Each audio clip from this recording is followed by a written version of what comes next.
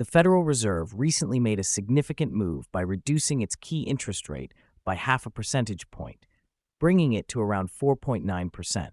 Some economists believe that there could be another reduction before the end of the year. This rate cut has various implications for borrowers, savers, and the overall economy, and today we're going to dive into how this might affect your financial life. Let's start with auto loans. Right now, auto rates and car prices have been trending slightly lower, but they are still quite high, making affordability a challenge. Dealerships are offering more incentives and discounts to attract buyers, and this is expected to continue as rates drop further. However, auto loans are influenced by factors like the yield on 5-year Treasury notes, which is linked to the Fed's rate.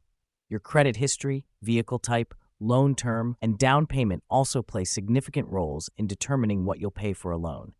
As delinquent auto loans decrease, lenders may loosen their credit requirements, opening up more opportunities for people with lower credit scores. In August, the average interest rate on new car loans was about 7.1%, down from 7.4% a year ago, while used car loans saw even higher rates, averaging around 11.3%.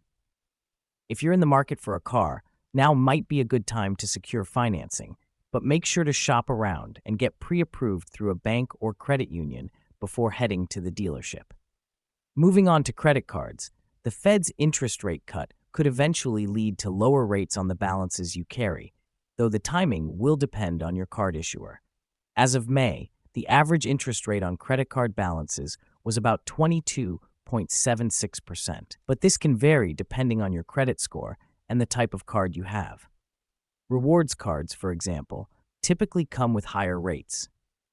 It's worth noting that many smaller banks and credit unions offer lower credit card rates than major issuers, so it might be a good idea to shop around. If you find a better rate, consider calling your current credit card provider and asking them to match it.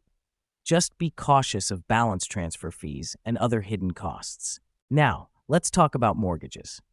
Mortgage rates have recently fallen to their lowest level since early 2023.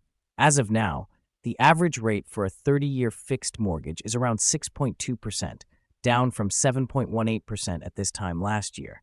However, this slight improvement in mortgage rates hasn't completely solved the affordability issue, as home prices remain high due to limited housing supply. Even though mortgage rates don't move directly in line with the Fed's decisions, they are influenced by factors like the yield on 10-year Treasury bonds. If you're considering buying a home, it's crucial to shop around and compare quotes from various lenders on the same day, as rates can fluctuate rapidly. If you're a homeowner with an adjustable rate mortgage or home equity line of credit, you'll likely see your rates drop soon, as these are more closely tied to the Fed's moves. For savers, however, the rate cut could be disappointing. Over the past year, savers have enjoyed higher yields on savings accounts and certificates of deposit, but those rates may start to decrease as a result of the Fed's decision. Currently, online high-yield savings accounts offer better rates than traditional banks, with averages around 4.4%, slightly down from last year's 5.1%. If you're thinking about locking in a rate on a certificate of deposit, now might be the time to do it.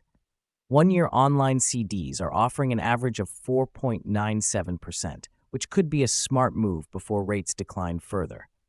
When comparing accounts, don't forget to consider fees and minimum deposit requirements in addition to the interest rate. When it comes to student loans, federal loans are not immediately impacted by the Fed's rate cuts, as their rates are fixed. Currently, undergraduates are paying an average rate of 6.53%, while graduate student loans and PLUS loans carry higher rates. Private student loans, on the other hand, could see changes in response to the Fed's actions. If you have private student loans, it might be a good idea to shop around for better rates, especially if your credit score has improved. Many private lenders offer both fixed and variable interest rates, so it's important to compare terms carefully. Lastly, let's talk about mortgage refinancing. If you took out a mortgage when rates were higher, you might be wondering if now is the time to refinance. Refinancing makes sense if you expect to stay in your home long enough to recoup the closing costs, which are generally around 2 to 3% of the loan amount. A mortgage refinance calculator can help you determine if refinancing will save you money over time. Even though the recent rate cut was largely expected, there's a chance that mortgage rates could fall further, so keeping an eye on the market is important. Refinancing into another 30-year loan with a lower rate can reduce your monthly payments and give you more budget flexibility. However, if you're looking to save on interest, you might want to consider a 15 or 20-year loan instead. As you can see, the Fed's decision to cut interest rates could have a wide-reaching impact on different areas of your financial life. Whether you're looking to finance a car, buy a home, or simply make the most of your savings, it's important to stay informed and make strategic decisions that work for your situation. That's all for today's detailed breakdown of how the Fed's rate cut could affect your finances. I hope you found this information helpful. If you did, please like, subscribe, and hit the notification bell so you never miss an update. Thanks for tuning in, and I'll see you next time.